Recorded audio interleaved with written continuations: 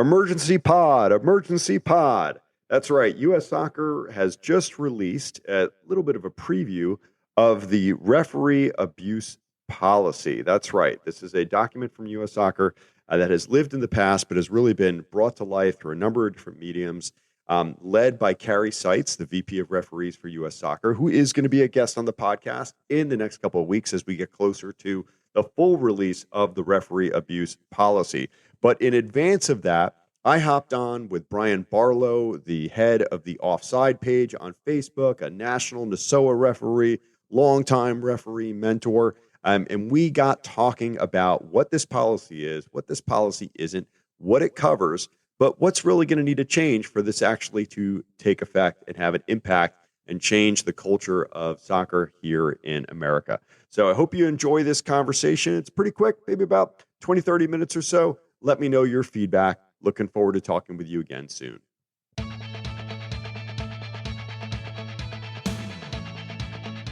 Dave Garrison, I'm from TikTok. I'm Barlow. You know me from Offside. And Dave, big news coming down from, by the way, I hope you're doing well. It's been a while since you and I have been online together. I know you and I have traveled quite a bit, country and international, doing what we do. And today, big news. Actually, this came out yesterday. Big news from United States Soccer Federation in regards to referee abuse, and it's about damn time. I think the news is that it's new and updated. So there's always been, from what I understand, a referee abuse policy, but it wasn't well communicated. It wasn't easy to disseminate, to read, and also the punishments have been updated. The classifications have been updated to make it really easy to understand and hopefully something that we can get nationwide enforcement on. That is what's new, and very excited about that. And I posted the screenshot, and we'll go through these with everybody in just a few moments, but I posted the screenshot of the punishment for referee abuse, referee assault. They're two different things. And then, of course, someone posted immediately, which I thought was a very validating post, is, hey, that's great in book and in words, but it's the actionable. Are we really going to take a strong stance on this? And what's your sense? I know you've probably got some intel into this. What's your sense? Is this just going to be word service, or are we going to start dropping the hammer? Let's go back before the hammer. So I think one of the big problems in addressing referee abuse or assault is that very little of it actually gets reported. I can tell you so many times I've been to matches and watched referees be pretty much humiliated in the middle of the pitch, be screamed at, be threatened, be intimidated, and no red cards were shown. No one was dismissed. And I'm sure there was no supplemental report to the state referee committee so that they could even take a report, so that something could be documented. So Brian, I know you do a lot of referee coaching. From your perspective, how can we start to get referees to start to say enough is enough and start actually reporting some of this behavior so we can get to the point where there might be enforcement? But I think the reporting and the documentation is step one, and I don't see it happening. I've been preaching full tilt for 2 years now. Take out the trash. And until our fellow referees and the top level referees at the highest level, until they start taking out the trash, this is always going to be word service, right? But I think, listen, Dave, I actually come with good news in 2025. And I said this on my Live for 5 feed a couple of days ago that I try to do once a week. And that is, I'm seeing progress. Like, I'm seeing people keep their mouth shut on the sideline. I'm seeing an atmosphere and a culture of development in some of these big national tournaments that I'm going to. And I've been involved in 2 of them so far in 2025. 3 of them. One in St. Louis, one in Arizona, and I'm getting ready to go to another one in Las Vegas. But these atmosphere that they've created in some of these bigger high-end leagues is creating a culture of development. And what I mean by that is everyone's shutting up, and the coaches are coaching, and the players are playing, and the referees are reffing, and we're all making mistakes, and we're all doing good, and we're all developing. And damn it, that's all I've ever wanted. I have to tell you, that is good news. Maybe something has changed out there, because the last major tournament I did, it was an ECNL tournament 2 years ago here in Atlanta. Like, mentor or instructor for the day for referees at the 7 a.m. meeting said, keep your eyes open and keep your ears shut. Essentially not to try and deal with any of the dissent that might be coming from the sideline or the coaches, because I guess they didn't want to deal with it. It was just one thing they didn't want to concern themselves with. It was parent or coach or behavior. And so I do hope that is changing. If that is changing out there, that's fantastic. Now, we all know that beyond these national events at MLS Next, where these kids might be fearful and the parents might be fearful of getting kicked off that team because it is at the top of what it might be, or ECNL. When you get beyond those very well-trained coaches, where I would say 90% of the grassroots youth soccer is being played out there, I don't know that they're having that kind of instruction. I hope they are, but I still think it's going to come down to us as a community of referees to decide to where should the line be drawn. And then once we draw that line, to take action upon it. Then once we take action, to document it and follow it all the way through. I would love to see some training to help our referees feel confident. First off, recognizing what abuse is, and then how to take action upon it once it occurs. Listen, they've given us the fuel now. I know. Given us the fuel. Like, listen, if we ever want to change the landscape and the culture of this thing that is so toxic to youth sports, they'd given us the tools. And so let's just break it down. And Dave, you've sent me quite a bit of ammo this morning in regards to what, and I feel I don't have as much information as you do, but let's just start with this. Do you even know what the rules are? How many officials do you think are going to sanction that? But it's sanctionable. And I know it's the depth, it's the loudness, is it public, is it provocative, is it personal? Did you forget your glasses? Sanctionable. What's the other team paying you? What's the other team paying you? Sanctionable. You suck. Sanctionable. You're the worst ref we've ever had. Sanctionable. And how many times do we not sanction that? Those are sanctionable. Yes, I agree. Now, I should say that in use of this policy, U.S. Soccer is not saying, hey, you can't use your tools to manage a game. Okay? Because as we all know, depending on the situation, if it's like adult, amateur, and it's not one of these that's really doing bias or something of that nature, but you do have the opportunity, if you so want, to manage through something with a caution or a yellow card as opposed to red card. Now, again, the you suck, okay? Because that was one of the things in dismissive language that was thrown out there. Okay, if that's like a 22, 23-year-old guy and you're able to just card him and move on with the game, that's fine. But if it's a coach yelling at a 14-year-old referee, okay, and there's a massive power imbalance there, a dynamic, or a player publicly screaming, you're the worst ref we've ever had. Yeah, that should be a red card. We should be sending people off for that. There should be a report for that. Absolutely, because it's aggressive, it's dismissive, it's insulting, it's offensive, and it's definitely going to be calling into our ability to have credibility and match control for the rest of the game. So I'm glad. So what U.S. Soccer did in this re-release of the updated referee abuse policy is the policy is going to go not just with a very dry 50-page document that's painful to read through.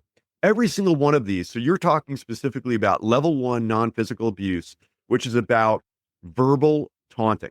Okay. Speech or gestures. Belittling, insinuating, taunting behavior. That's level 1. That's right. And so that's the lowest. Yeah. But that is definitely red card offenses, certainly as a referee, as they see fit. And we have to teach people the difference between what's just atmosphere at a match and a random emotional outburst, when someone's upset about a call, to something that someone is specifically calling out that referee. It is public. It is offensive. Again, and it's all of those things. It is an insult. It's designed to belittle them. Yeah, that's a red card offense. Aggressive, attacking, derogatory. I love this word right here. Cyberbullying. This is a thing now. This is a thing where the game happens and fans and coaches think that they have the right to go online and harass and bully the officials. I love that cyberbullying is in there. Doxing or threatening, physical violence. Doxing or threatening violence. That's level 3, minimum 6-game suspension, 6 to 24 months, depending on the level. Listen, they're dropping the hammer. Offensive and discriminatory acts, 10, minimum of 10 games, time 12 to 24 months suspension. And these are for non-physical offenses. And then we go into physical offenses, minor 3-game minimum, 1 to 6 months sanction, pushing, grabbing, pulling, squeezing, pinching, lightly slapping. That's a thing. That's a thing. Yes. Use of object in a non-striking manner or physical property damage. Minimum games, 10, 6 to 24 months of time off. And then hitting, punching, elbowing, kicking, biting. The fact that we have to put biting, which is happening. You know why it's in there? Because it's happened. Yeah. Someone has bit a referee.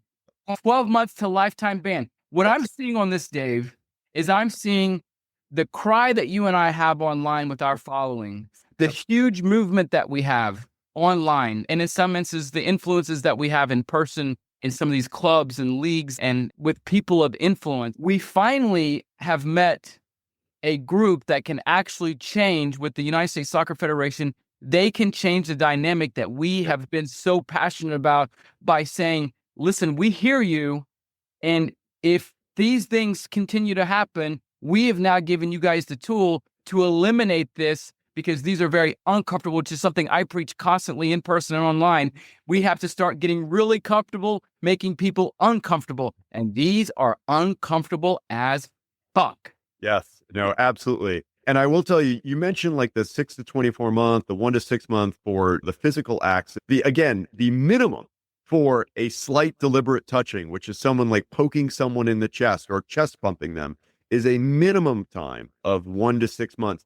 And you'll notice on the right-hand side of the screen, the slide that I sent you, there are minimums 1 to 6 months. But on the right-hand side of the one-page, like quick reference guide, there's also additional penalties. Okay. So again, if it's a second-time offender, it's double the punishment. If it's a third-time offender, lifetime ban. Listen, I want to make sure that point's made. If you're a consistent offender, yes, it gets worse, and you do it more than twice and you're done. Yes. This is how important reporting and sanctioning. We have to get comfortable sanctioning what we hear if it falls into the laws of the game and the guidelines in which we sanction soccer. And then we have to get comfortable writing the report and then making sure that we follow through. Yeah, the next one down below those offenses there, 2 down, it says offenses against a minor are automatically subject to a minor multiplier resulting in triple punishment. Okay, so if someone taunts a referee, a minor referee, okay, uses that offensive, insulting, belittling language against a minor referee, which we all know happens all the time, and it's the number one reason why we lose young referees, it is triple. So instead of 2 games, 6 games minimum suspension for that coach or player, okay, and I should say a club official. Now, one thing I should point out on this, and I've gotten a lot of questions about this, because I specifically said the words club official, a coach, and a player. So U.S. Soccer does not register soccer parents. Now, maybe they should, but they don't. They can't control parents and spectators. That is the club's responsibility. So there's been a lot of talk about if this thing happens at a field, what's going to happen? Because it's outside of U.S. soccer jurisdiction. And so there are some concerns that sometimes these things might happen and they might not fall under their policy, but at least we've laid out, given the structure and the framework to clubs and the states to communicate to the parents, here's what it is. These are all the things. These are what these things are. If you do it, you're gone. We're going to back up U.S. Soccer's program here. And if we find you doing it, you will be suspended 6 games and not be able to come see your kid play. Dave, we have spent years asking for this. And I feel like we're in the next phase of this. Yeah. I feel like the next phase of this is now educating our referees. I know you dabble mostly in soccer. I'm obviously a soccer referee, but I get to dabble in multiple sports in terms of this platform and stuff. So my focus is now that U.S. Soccer has given us this, is I'm going to focus now on making sure that we teach the referees how to get comfortable pulling out cards. Yeah. Because right now they're not really comfortable doing that. They don't feel like they have a backing or a support system. And listen, I was in Arizona last weekend and I'm watching from the sideline, and I move around the pitch when I'm watching a specific crew. And I was in the parent side. They have no idea who I am, what I'm doing. They don't know if I'm a referee or if I'm not, just as someone with the event. And this guy loses it on one of the referees right there at the halfway line. I'm literally 5 yards behind him. And that is an absolute yellow card. I want a yellow card there. That's a yellow card. and loses it on the ref. Turns a sideline that's very calm and peaceful into all the focus is on this guy. So I simply walked up and I said, "Sir, are you okay?"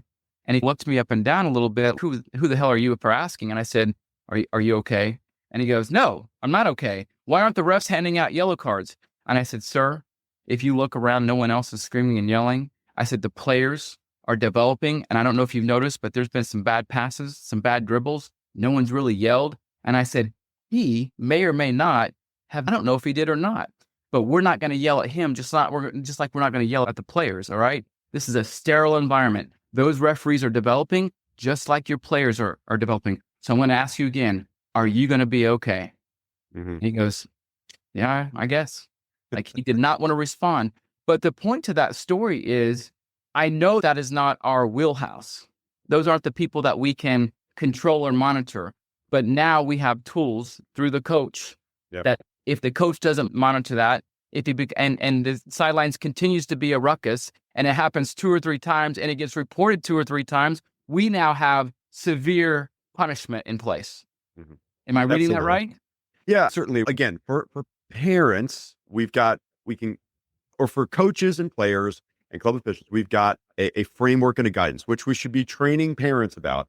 And I would hope that the club would take the same exact framework and apply it to parents. So let's say in this scenario that we had a referee who was yelling something that was offensive and insulting we had a parent yelling something offensive, insulting at a referee.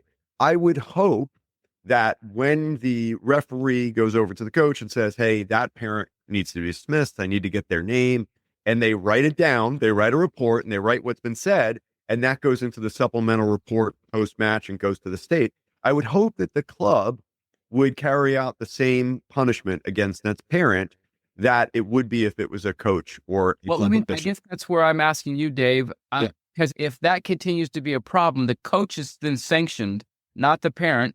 The coach doesn't help. So I guess what I'm saying is, there wording in this, is there something in this new ruling, these new sanctions, where if that continues to be an offense, or is something like that involved in these new harsh punishments?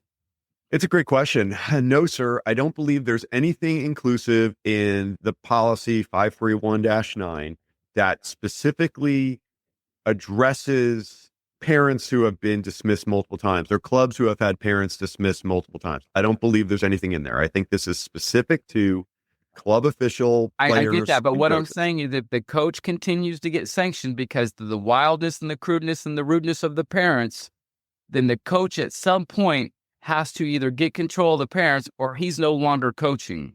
So that's the question. I don't know if a coach gets sanctioned, right? I've chucked out parents before. I have zero expectation that a coach is going to get sanctioned. Now, I do write a supplemental report when there's some paper trail there, but I have no idea if U.S. club soccer or U.S. youth soccer or my state association is taking any action. I will tell you, in every region of the country, and this is one of those things when you get together at those big tournaments like for State Cup or some national cup, whatnot, in a region, you all know certain clubs who have certain coaches and certain parents who behave in a certain way. And we've thrown out, in my time, I think I've thrown out 5 or 6 parents. I think 3 of them have been from the same club. Like half of my parents were, we all know I'm going to be reffing this club in a couple of weeks. I'm not going to go in with any preconceived notion or anything, but I'm ready for it when it happens. But we have no idea how this club was in the highest level of youth competition. I won't name it here, protect the innocent here, but we know that they've got problems, that their coaches have issues and they get thrown out. Their parents have issues and get thrown out, but I don't see anything negative happening to that club. And I think that is definitely an area of weakness or a loophole here is, again, U.S. soccer, in their defense, all they can do is deal with the people within their domain, players and coaches. If they are accused or guilty of a certain one of these offenses, they can enforce action. If it's outside of that, it's really up to the league. If it's MLS Next or ECNL or U.S. Club Soccer or U.S. Youth Soccer, to probably take action against that particular club, honestly. I don't know what else to do. What does your gut tell you? What does that do? Does this change the game? I would love to see the MLS Next, ECNL, U.S. Club Soccer, AYSO, U.S. Youth Soccer take this exact framework and implement in their league and say, we are going to apply this to parents as well. It is our prerogative. If you want to register your kid, you're going to sign on to a code of conduct, and it is going to be based on this. And if we catch you guilty of any of these things, such as like one of those where it's like the threatening behavior, how many times have we seen referees followed out to their cars, the intentional confrontation or any of that kind of stuff, or minor touching, trying to get a word in with a referee or anything of that nature, or the threatening language, aggressive language or threats as someone standing up on the sideline and yelling at a referee. I would love to see that parent receive the same type of suspension that a coach or player would. That would be fantastic. But I think you have to be dealing with the parents who are signing those contracts for those kids. This is big news for 2025 for U.S. soccer. It's going to be big news. So just the go forward plan, Brian. So the landing page for U.S. soccer for this new policy should be up within the next 2 weeks. Once that happens, they're going to be organizing webinars with the state referee committees, all of the league officials to communicate the policy, answer questions about the policy, discuss it, answer questions, you name it. And then the plan is to get everyone involved, to get all referees, all club officials, everyone within U.S. soccer to be sharing this content out into the world of soccer here in America, because it's going to take all of us, right? Everyone has to know about it. Everyone needs to know what the expectation is for proper behavior and what the punishments are if someone runs afoul of this new standard and new framework. And I'm excited about it, but I'm also skeptical. Again, we need to report it.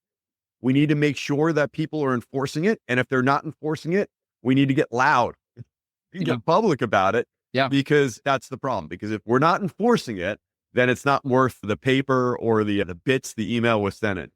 Yeah, the tools are there. They've given us the hammer, and I guess we now determine if we drop the hammer, if we don't. If we're going to use it. That's exactly right. If we're going to use it. And that's the thing, man. So the big thing that I'll be talking about over the next couple of months, Brian, is again, trying to educate referees on, again, the differences between these things. When you hear it, what action to take, what are the words to use so that they're not trying to figure it out. I don't know what to say. What could I say? How do I do this? To walk them through it, actually demonstrate it, because we don't do it in referee training. It doesn't happen in the research, that's for sure. We don't prep people for this. So we got to prepare our referees and then make sure they know how to report it. I will say, Brian, this is something you and I have discussed before. The reporting is still a problem because every state seems to do it a little bit differently. There still is no national database. That's still an issue. So I'm curious to see how that will pan out. I'm hopeful, but again, I'm not holding my breath. It's going to take years of communication on this and action for anything to really change. I want to make sure any referees that are watching this, I want to make sure we still do not determine the punishment. The punishment is just outlined in this document. The punishment is outlined. We as officials do not determine the punishment. Right. We just know as officials that there are certain things there's now in black and white wording and vocabulary indicating what the fines are, what the punishment is, how heavy the hammer is that gets dropped based on what we report. And integrity in reffing and officiating is reporting the truth. We don't make up shit. We don't try to make an emotional decision and think, well, I'll just add this and this on the report. We don't do that. Yep. Okay. That's a standard practice that I've seen way too often as officials. And I want to remind you, officials, as you start traveling the country in 2025, going to these national events, you know those big tall cameras that are up in the sky and they follow the ball? Those tall cameras, they have microphones. Yes, they do. And where do the officials speak? They speak right under those cameras. Mm. And we speak candidly and we speak irresponsibly. And I have seen officials be sent home because of the words they used that didn't validate the situation in an accurate manner. So we have to be smart. We have to officiate with integrity. We have to report with integrity. So remember, you are not determining the punishment. All Dave and I are saying is the punishment is now outlined and it is severe and it is great for us if we use it responsibly. Yeah. And there's no excuse for someone to say, I didn't know. Yep. It's going to be blast far and wide. It's going to be in videos. It's going to be a website. There's going to be email. There's going to be social media. It's going to be all over the place. And I know U.S. soccer is definitely, how can you be enthusiastic about referee abuse policy? I don't want to say they're enthusiastic about that, but they are definitely feeling good about what they're taking on, how we're going to be communicating it. Again, JT Basson, the CEO of US Soccer, referee. They care, man. They definitely care. And listen, Dave, we've been crying about it. The referees have been crying about it. We've been on every television station, it seems like, every program, every newscast, online, social media. We've been crying. And there's now some meat to this. So I'm thankful. And to whoever was involved, I don't know all the players that were involved in this, but I know there's some new leadership in Atlanta, and kudos to all of those, anyone and everyone that was involved. Kudos, bravo. This is what the officials need. And now, Dave and I think, like I said earlier, the next phase is probably just educating the officials to start getting real comfortable, making sure that we hold people accountable. They are to be professional in their areas, and if they are not, there's a punishment to be rewarded. I do want to give one big shout out to Carrie Seitz, who led this effort. She is the new VP of refereeing for U.S. Soccer. She started in March of last year. This woman is the most accomplished referee ever. 4 World Cups, 4 Olympics. Like, she worked at FIFA for the last 7 years before coming to U.S. Soccer. She is traveling the country nonstop. She's at every single big referee event. I can't even begin to tell you how much she is traveling to be anywhere and everywhere. Referees need her. She's showing up at grassroots events. She's at the national pro trainings. She is like everywhere. And she's so approachable. She's so intelligent. She's so engaged. But this is definitely was like her number one. She had top three projects coming in, but she knew she wanted to do it. She got it done. There's a lot of legalese you got to go through. There's a lot of roadblocks in your way to developing anything new, especially if it relates to policy, whatnot. So I just want to say, if you see Carrie Seitz out there, definitely say thank you to her, shake her hand. She's a wonderful person, and this is definitely credit goes to her. Good job, Carrie. Dave, good catching up with you. I'm glad. My pleasure, sir. I really appreciate you sending this to me and getting me in front of this for the platform of Offside. And we have a lot of referees on there. So this is great news. It's a great way to start off 2025. And appreciate you being on. And let's keep on keeping on, my brother. Rock on, my friend. I'll talk to you soon. Okay, bye-bye. Bye. We will be talking more about this referee policy over the next couple of months. I hope you enjoyed that conversation with Brian. But just rolling out a policy is not going to change a culture. We've got a lot of work to do, people. Not only as us as referees, but players, coaches, spectators, and the entire referee community. So we'll be talking about this more. Again, would love to hear from you. If you got any thoughts, any feedback, anything at all, any letters, that you want to send my way about your experiences with referee abuse and how you might be changing it in your community, please do let me know. Love you lots, and I hope your next game is red card free.